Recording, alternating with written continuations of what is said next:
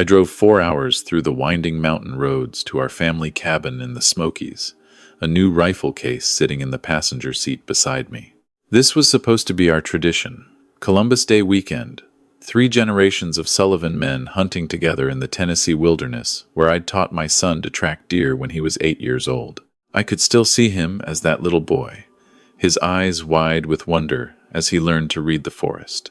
I wasn't supposed to arrive until tomorrow, but I'd finished my shift at the volunteer fire station early and figured I'd get a head start on opening up the cabin, maybe surprise Ryan with the rifle tonight instead of waiting. It was a Remington 700, the same model I'd been saving up for when I was his age. At 58, I might be retired from the fire department, but I could still outwork men half my age, and I wanted to make sure everything was perfect for our weekend together. The October sun was starting to dip behind the ridgeline as I pulled off the main road onto our private drive. That's when I saw Linda's Honda CR-V parked in front of the cabin. My wife wasn't supposed to be here until tomorrow either. We'd planned it that way. She had parent-teacher conferences all day Thursday, and I'd told her I'd handle the cabin prep myself. Then I saw the other vehicles. A sleek black Mercedes with Davidson County plates, and a white Ford Explorer with an official-looking seal on the door that made my stomach drop. Something was very wrong. I killed the engine halfway up the drive and sat there for a moment, my firefighter instincts kicking in. In my 30 years of emergency response, I'd learned to read scenes, to notice the details that didn't fit. The cabin lights were on, smoke from the chimney. But the blinds were drawn tight, which Linda never did. She loved the mountain view. And why would she drive up here a day early without telling me? I got out quietly, leaving the rifle in the truck. The gravel crunched under my boots as I approached, and I could hear voices inside. Male voices, confident and excited. And then I heard it. Linda's voice, but wrong, quiet, almost a whisper. The kind of voice someone uses when they're scared or confused. I moved to the side window, the one partially hidden by the overgrown rhododendrons that Linda kept asking me to trim. Through a gap in the blinds, I could see into our main room. Linda was sitting in her favorite chair by the fireplace, but she wasn't reading or relaxing like she usually did here. She was sitting rigid, her hands gripped together in her lap, her face pale. She looked smaller somehow, diminished. Her eyes were red like she'd been crying. Standing near the dining table was my son, Ryan, and I almost didn't recognize him. He was pacing, gesturing with his phone, grinning. Next to him stood his wife, Brittany, designer purse on the table, perfectly manicured nails tapping on her phone screen. And then there was a man I'd never seen before, older, maybe 65, in a polo shirt with an official county emblem on it, holding an iPad and nodding as Ryan talked. I couldn't hear everything through the window, but I caught fragments. Ryan's voice, louder than the others. "I'm telling you, they're declining rapidly. Dad left the gas on last month. Mom called me 3 times in one day asking the same question." I felt my chest tighten. That was a lie. A complete lie. I'd never left the gas on. I was a fire chief for 3 decades. Safety was my religion, and Linda was as sharp as ever. Just last week, she'd corrected a cashier's math error that I hadn't even noticed. The man with the iPad spoke. "And you have documentation from their physician?" Ryan pulled papers from a folder on the table. "Right here, Dr. Morrison's assessment. Early-stage dementia for Mom, memory issues for Dad. They're getting dangerous to themselves." I felt like I'd been hit in the chest with a sledgehammer. Dr. Morrison? We'd been seeing Dr. Chen for 15 years. Who the hell was Dr. Morrison? Brittany chimed in, her voice sugary. "We're just trying to help them. They need supervised care before something terrible happens. This cabin is just too much for them to maintain." The official-looking man made notes on his iPad, and the property assessment came back at $420,000. "You're looking at a quick sale?" Ryan nodded eagerly. "There's a developer interested in the whole ridge. Cash offer, close in 30 days. We can use the proceeds to get Mom and Dad into a nice assisted living facility." My vision tunneled. The edges of my sight went red. They were trying to sell our cabin. The cabin my father built with his own hands in 1972. The cabin where Linda and I spent our honeymoon. where both our kids took their first steps, where I scattered my father's ashes in the creek behind the property, and they were doing it by declaring us incompetent. I backed away from the window, my heart pounding so hard I could feel it in my temples. I needed to think. I needed to understand what was happening. This wasn't just greed. This was calculated. This was planned. I circled around to the back of the cabin, my mind racing. Ryan had been calling more frequently lately, asking about our finances, about the cabin's value, about whether we'd updated our will. I'd thought he was being responsible, showing concern. Linda had been so proud that he was finally taking an interest in family matters. God, we'd been so blind. I pulled out my phone with shaking hands and texted my daughter Emily. "Where are you? Need you to call me as soon as possible. Emergency." Emily was a nurse at Vanderbilt. Solid, dependable, the complete opposite of her older brother. If anyone would know what to do, it would be her. My phone buzzed 30 seconds later. Emily's voice was tight with worry. "Dad? What's wrong? Are you okay?" "I'm at the cabin," I said, keeping my voice low. "Your mother's here, Ryan's here, and there's a county assessor. Emily, they're trying to sell the cabin and put us in assisted living. They're claiming we have dementia." Silence on the other end. Then, "What?" I heard them through the window. "They have fake medical documents. They're trying to declare us incompetent." Emily's breath caught. "Oh my God. Dad, that's elder financial abuse. That's a felony." "I know," I said. "I need you to call the police. But not yet. I need to get your mother out of there first and gather evidence." "Dad, don't go in there alone. I'm a firefighter, Em. I've walked into burning buildings. I can handle my own son." The bitterness in my voice surprised even me. "Dad," her voice cracked, "how much does he owe?" That stopped me cold. "What do you mean?" "Ryan's been weird lately. He stopped posting on social media about his investments. Brittany's been selling jewelry. I thought maybe they were just being more private, but Dad, I think he's in trouble. Deep trouble." Something clicked. The pieces started fitting together. Ryan's cryptocurrency consulting business that he'd been bragging about for 2 years. The Tesla, the designer clothes, the trips to Dubai and Monaco that he posted about constantly. And then, 6 months ago, the posts stopped. The cockiness disappeared, and the phone calls to us increased. "I'll call the sheriff's department," Emily said. "But Dad, please don't do anything until they get there." "I'm going to get your mother," I said. "I'm not leaving her in there with them." I ended the call and looked at the back door of the cabin. I'd installed that lock myself. I had the key on my chain. I could walk right in, but I needed to know more first. I needed to understand the full scope of what they'd done. I crept back to the side window. The conversation had shifted. Linda was speaking now, her voice trembling. "But Ryan, honey, I don't understand. Your father and I are fine. We don't need—" "Mom, you're not thinking clearly," Ryan interrupted, his voice taking on a patronizing tone that made my blood boil. "Last month you asked me to explain how to use your email, twice." Because the interface updated, Linda protested weakly. It looked different. "See?" Ryan turned to the assessor. "This is what we're dealing with." She doesn't even remember asking the same question multiple times. The assessor looked uncomfortable but nodded. "Mr. Sullivan, I understand this is difficult, but if you have power of attorney and medical documentation, right here." Ryan pulled more papers from his folder. "Dad signed everything last month. He was having one of his good days, understood it was for their own protection. I almost kicked the door in right there. I'd never signed any power of attorney. Ever." Brittany spoke up again. "Once we get them settled into Oak Ridge Estates, they'll be so much happier. No more worrying about maintenance. No more dangerous drives up the mountain. It's really the most loving thing we can do. Oak Ridge Estates. I knew that place. $6,000 a month. For a shared room." The assessor was typing on his iPad. "And you're prepared to move forward with the conservatorship petition?" "Filing tomorrow," Ryan confirmed. "My attorney says it's pretty straightforward with the medical evidence and the POA. Should have it approved within 2 weeks." 2 weeks. In 2 weeks. They'd have legal control over everything Linda and I had worked for over 40 years. Our cabin, our home in Nashville, our retirement accounts, everything.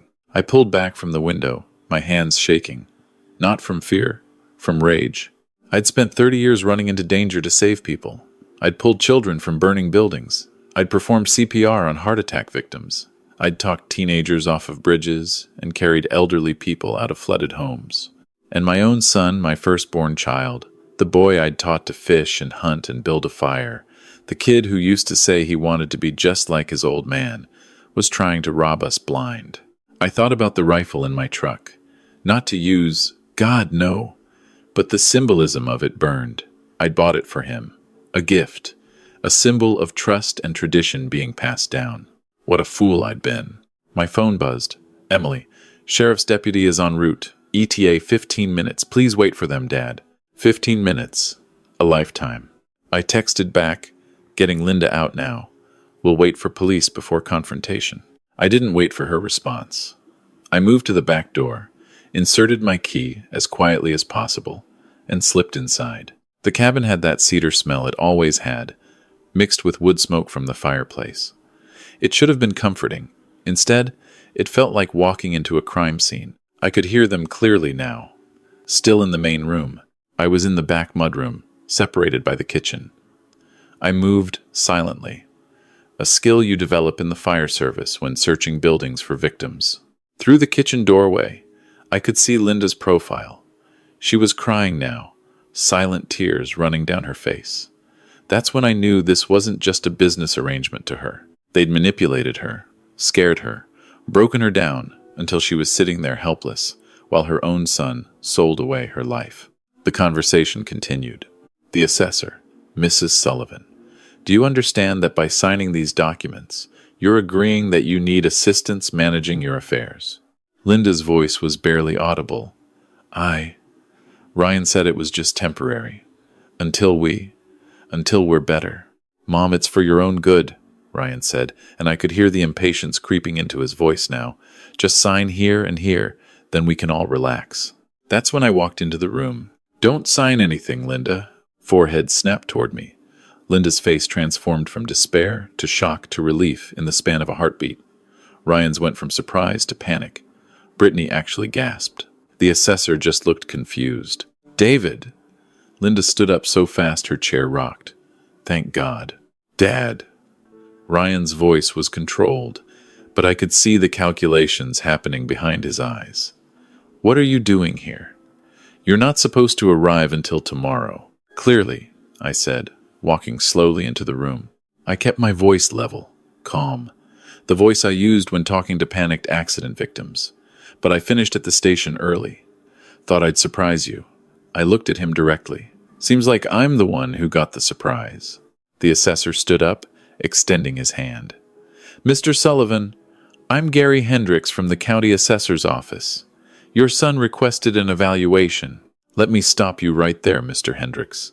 I didn't shake his hand. I don't know what my son has told you, but Linda and I are not declining. We don't have dementia. We don't need assisted living. And we sure as hell aren't selling this cabin. Ryan jumped in. Dad, you're being paranoid. We're trying to help. Help? I turned to him, and something in my expression made him take a step back. You want to help? By declaring me incompetent?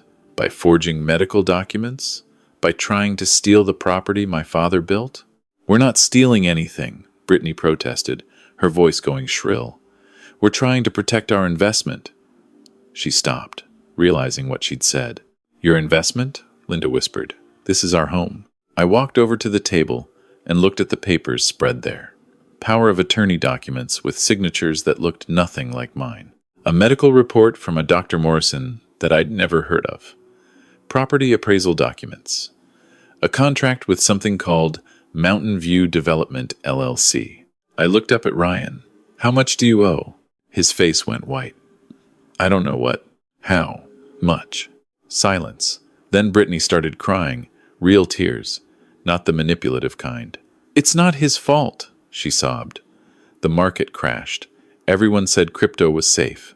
Brittany, shut up, Ryan hissed. But she couldn't stop now. We're down almost 200,000. The margin calls are due next week. If we don't pay, they'll take everything. So you decided to take everything from us instead? Linda's voice was steel now, cutting through Brittany's tears. Ryan's face crumbled.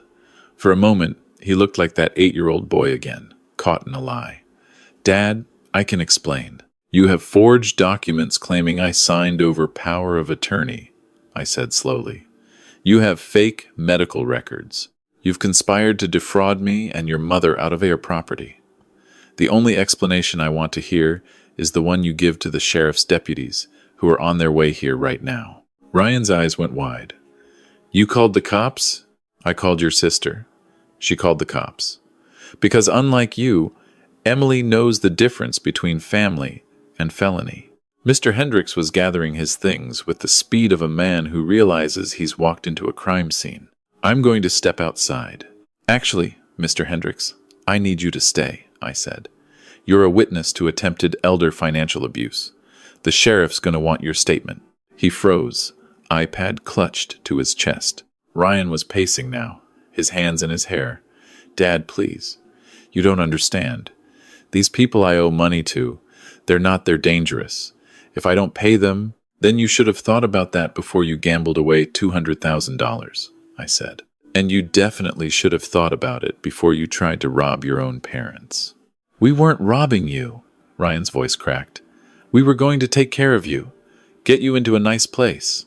A $6,000 a month place that we'd be paying for with the money from selling our cabin, I finished. While you and Brittany used the rest to pay your gambling debts. That's not care, son. That's theft with extra steps. Linda had moved to stand beside me now, her hand gripping my arm. I could feel her shaking, but her voice was steady. Ryan, I asked you last month if you were okay. You said everything was fine. You said business was great. It was great, Ryan said desperately, until the Bitcoin crash. Mom, I had it all planned out. I was going to triple our investment. It wasn't your investment, I said. It was never your investment.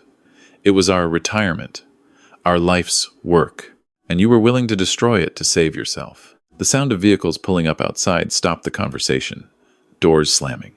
Radio chatter. Ryan looked at the door, then back at me.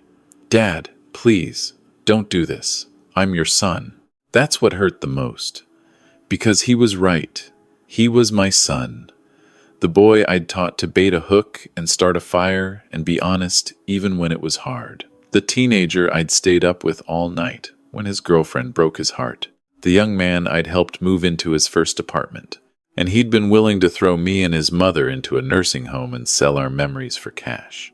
I know you're my son, I said quietly. That's why this hurts so much. Because I raised you better than this. The knock on the door was professional, authoritative. Sheriff's Department. I opened the door to find 2 deputies, a man and a woman, both looking serious and alert. I'm David Sullivan. I believe my daughter Emily called you. The male deputy nodded. Yes, sir. She reported suspected elder financial abuse. Can you walk us through what's happening here? I gestured to the table. My son, Ryan, and his wife Brittany have forged power of attorney documents in my name. They've created fake medical records claiming my wife and I have dementia. They've been trying to force us to sell this property against our will to pay off Ryan's gambling debts. The female deputy looked at Mr. Hendricks. And you are? Gary Hendricks, County Assessor's Office. He sounded miserable. They told me the parents had already agreed to the sale. I had no idea. He's a witness, not a participant, I said. Ryan contacted him under false pretenses. The deputies looked at Ryan and Brittany. Ryan had gone pale. Brittany was openly crying now. The male deputy pulled out a notepad. Mr. Ryan Sullivan, I need you to stay right there while we sort this out. Ma'am, you too. He looked at me. Mr. Sullivan, do you have a copy of your actual power of attorney documents? I don't have a power of attorney, I said. I never signed one. The signature on those papers isn't mine. The deputy examined the documents on the table, then looked at my driver's license. Even I could see the signatures didn't match. And this Dr. Morrison who wrote the medical assessment? I've never heard of him, I said. Linda and I see Dr. Chen in Nashville. Have for 15 years. You can call him right now." The deputy looked at Ryan. "Is that correct? Your parents see a different physician?" Ryan opened his mouth, closed it, opened it again. The assessment is real. Dr. Morrison is a specialist. That my wife and I never saw," I finished. "Because that document is fraudulent." The deputies exchanged a look. The female deputy spoke into her radio. "Dispatch, we're going to need a supervisor out here. Multiple counts of suspected elder fraud." That's when Ryan broke. He sank into a chair, his head in his hands. "I'm sorry," he whispered. "God, I'm so sorry. I didn't know what else to do. These guys I owe money to, they know where we live." They threatened Brittany. "They said if I didn't pay by next week." "So you decided to threaten us instead," Linda said. Her voice was harder than I'd ever heard it. "Your own parents." "We weren't threatening you," Brittany protested through her tears. "We were going to take care of you. In a nursing home we didn't need while you stole our home," Linda snapped. "That's not care. That's abuse." The male deputy was photographing the documents now. "Mr. Sullivan, Mrs. Sullivan, has anyone physically harmed you or threatened you?" "Just emotionally," I said. "And financially, if we hadn't caught it in time." "We need to ask, do either of you want to press charges?" I looked at Linda. Her eyes were red, but they were clear. She looked at our son, her firstborn, the baby she'd labored 23 hours to bring into the world, and I saw her heart break in real time. Then she nodded. "Yes." Ryan's head snapped up. "Mom, you need help, Ryan," Linda said, her voice shaking. "Real help. The kind we can't give you. You've crossed a line that I never thought you'd cross. And if we don't hold you accountable now, you'll just do it to someone else. Maybe to us again when we really are too old to fight back." The deputy nodded. "Ma'am, I understand this is difficult. We'll need both of you to come to the station tomorrow to give full statements." He turned to Ryan. "Mr. Sullivan, you're under arrest for attempted elder financial abuse, forgery, and fraud. You have the right to remain silent." The rest happened in a blur. Ryan being handcuffed. Brittany screaming that this wasn't fair, that we were ruining their lives. Mr. Hendricks giving his statement in a shaky voice. The deputies taking photos of everything, bagging evidence. And then they were gone. Ryan in the back of one cruiser, Brittany following behind in her Mercedes, Mr. Hendricks in his Explorer. Linda and I stood in the doorway of our cabin, watching the taillights disappear down the mountain road. The sun had fully set now. The forest around us was dark and quiet, except for the crickets. "We just had our son arrested," Linda said softly. "I know. He tried to steal our home. I know. I don't know if I can forgive him." I put my arm around her shoulders. "I don't know if I can either." We stood there for a long time, holding each other in the doorway of the cabin my father built. The cabin where we'd raised our children to value honesty and family, and doing the right thing even when it was hard. Somewhere along the way, we'd failed. Or Ryan had failed. Or maybe the world had failed, offering get-rich-quick schemes and easy money, and the illusion that you could get something for nothing. But we'd stopped it. That's what mattered. We'd stopped it before it went too far. My phone rang. "Emily." "Dad? The sheriff's department called me. Are you and Mom okay?" "We're okay, sweetheart. I'm coming up there. I'm leaving Nashville right now." It's a 4-hour drive. I don't care. I'm not leaving you two alone tonight." I looked at Linda. She nodded. "Okay," I said. "Drive safe. We'll be here." "I love you both," Emily said, and I could hear that she was crying. "We love you too, honey." After I hung up, Linda said, "We're not going to be able to hunt this weekend." "No," I agreed. "I guess not. What are we going to do?" "We're going to wait for Emily. We're going to call Dr. Chen tomorrow and get official documentation that we're both perfectly healthy. We're going to call our lawyer and make sure our estate is ironclad.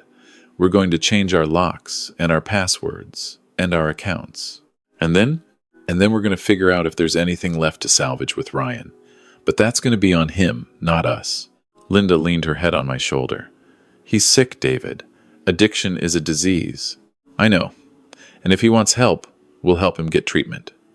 But he's going to have to face consequences first. Real consequences." We went back inside. Linda started a pot of coffee while I built up the fire. Normal things, familiar things. The kind of things you do when your world has just tilted on its axis and you need to find solid ground again. Around midnight, Emily's headlights swept across the windows. She came through the door and immediately wrapped us both in a fierce hug. "Tell me everything," she said. So we did. We sat by the fire and told her the whole story. Ryan's lies, the fake documents, the confrontation, the arrest. Emily cried. So did Linda. I didn't, but I felt like it. I knew something was wrong, Emily said, but I never thought, God, I never thought he'd do something like this. Neither did we, I said. What happens now? Legally, I mean. We give our statements tomorrow. The district attorney will decide whether to prosecute. Given that we have forged documents, and Ryan confessed to the deputies, I'd say it's pretty likely. He could go to prison, Emily said softly. He could, I agreed. And maybe he should. But his lawyer will probably work out a deal. First offense, family situation, cooperation, probably probation, and restitution. And addiction treatment? Linda added firmly. That has to be part of it. He needs help. Emily looked at her. After what he tried to do, you still want to help him? He's my son, Linda said simply. I'm furious at him.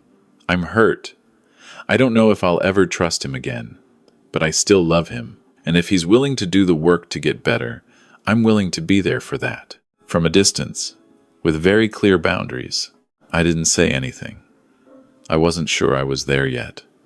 I was still too angry. Emily stayed for 3 days. We didn't hunt. We didn't fish. Instead, we went to the sheriff's department and gave our statements. We met with our attorney and created an ironclad trust with dual signatures required for any changes.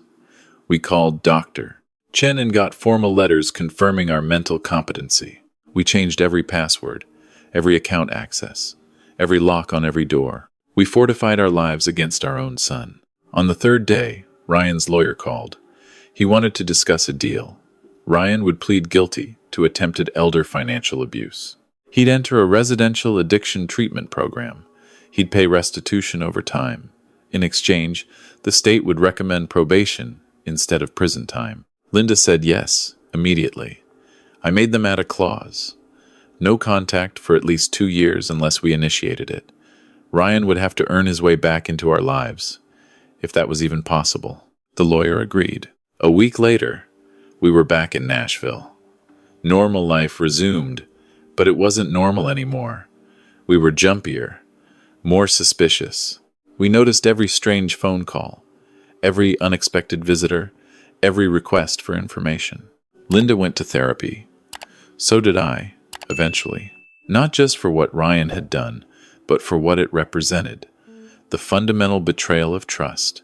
The recognition that the people you love most can hurt you deepest. The reality that aging in America means being vulnerable to exploitation even from your own children. Emily came by twice a week. She helped us set up monitoring on our credit reports. She became our designated emergency contact for everything. She was the child we could trust, and that meant something. 3 months after that night at the cabin, I got a letter from Ryan. It came from the treatment facility. 4 pages, handwritten. He told me about his gambling addiction, how it started small, 100 here, 1,000 there, how he'd won big a few times and convinced himself he was smart, not lucky, how he'd lost everything and borrowed more, how the debt had snowballed until he was drowning. He told me about Brittany pressuring him, their lifestyle always just out of reach, trying to keep up with her influencer friends, how she'd left him the week after his arrest, filed for divorce, taken everything that wasn't seized. He told me he'd hit rock bottom in a jail cell, looking at 5 years in prison and realizing he'd destroyed his relationship with his parents for money he'd already lost. He told me he was sorry, over and over. He was sorry. The letter ended. Dad, I know I don't deserve forgiveness. I know I broke something that can never be fully repaired. But I want you to know I'm going to spend the rest of my life being better. Not for you or Mom, for me. Because the person I became is someone I don't even recognize. I became the kind of man you spent your whole life fighting against. Someone who preys on the vulnerable and justifies it by calling it necessity. I'm so ashamed. I understand if you never want to see me again, but I hope someday you'll let me show you that I can be better than the worst thing I've ever done. I love you, Dad. I'm sorry. I forgot what that means. I read that letter 3 times. Then I showed it to Linda. What do you think? She asked. I think he means it, I said. Right now, at least. Whether he means it when life gets hard again, when he's tempted again, when things don't go his way, that's the question. Do you want to write back? I thought about it for a long time. Not yet, I said finally. Maybe in a few months, after he's had more time in treatment, after he's proven he can actually do the work. Linda nodded. That's fair. 2 years passed. Ryan completed his treatment program. He moved to a sober living house in Chattanooga. He got a job as a laborer in construction. Hard, honest work that paid poorly, but kept him busy. He started attending AA meetings. He paid off his restitution debt in small installments, $50 a week. He didn't contact us. He respected the boundaries we'd set, and somehow that respect meant more than any apology could have. Emily reported back to us occasionally. Ryan was doing well, staying sober, living simply, working on himself. Last month, on what would have been Columbus Day weekend, Linda said, I think I want to see him. I looked at her. Are you sure? No, she admitted. But I've been thinking about what you always say, that everyone deserves a chance to earn their way back. You gave second chances to so many people in your career. Addicts who started fires, teenagers who made stupid choices. You always said people could change if they wanted it badly enough. This is different.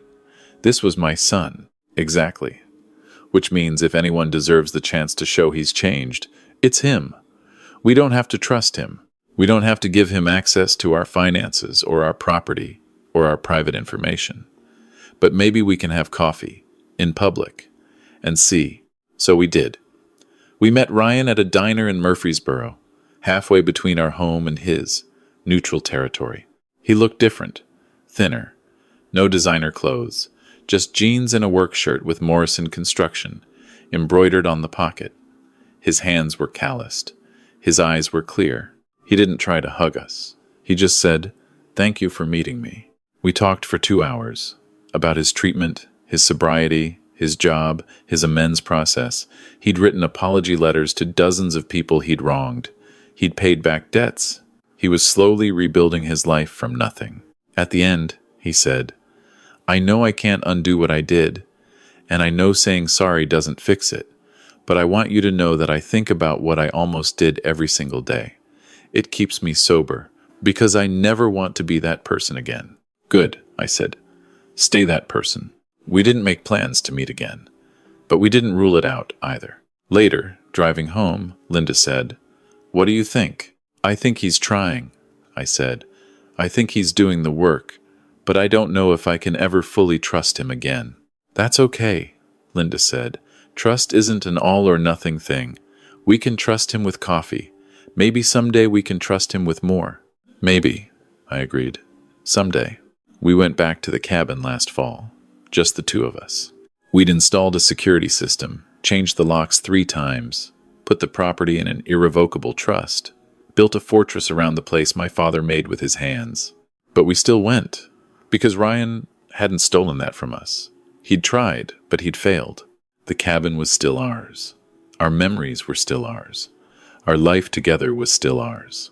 I stood on the porch at sunset, looking out at the ridge where my father used to take me hunting, where I'd taken Ryan, where I'd hoped to take grandchildren someday, though that seemed less certain now. Linda came out and stood beside me, her hand in mine. You know what I learned? I said. What? That you can't protect yourself from being hurt by the people you love.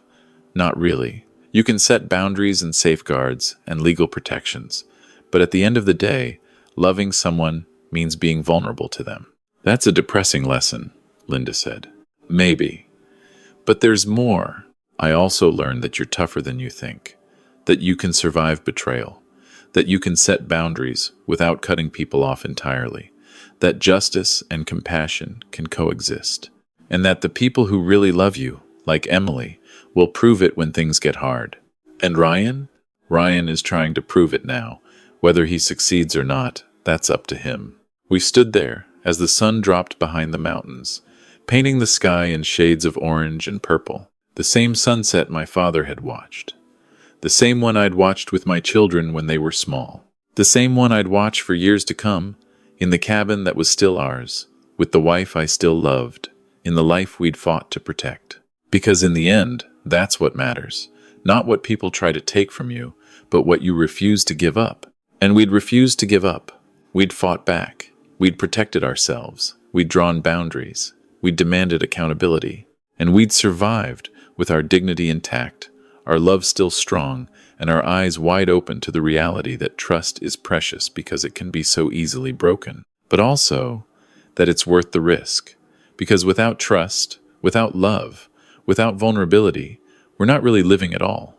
We're just protecting what we have and calling it a life. I'd rather be hurt by loving too much than hurt by loving too little. Even now. Even after everything. That's the lesson I took from that terrible night. Not that people will betray you, but that you can survive betrayal and still choose love. Carefully. With boundaries. With your eyes open. But still love. Because that's what makes us human. That's what makes us more than the worst thing we've ever done. And that's what I hope Ryan is learning too.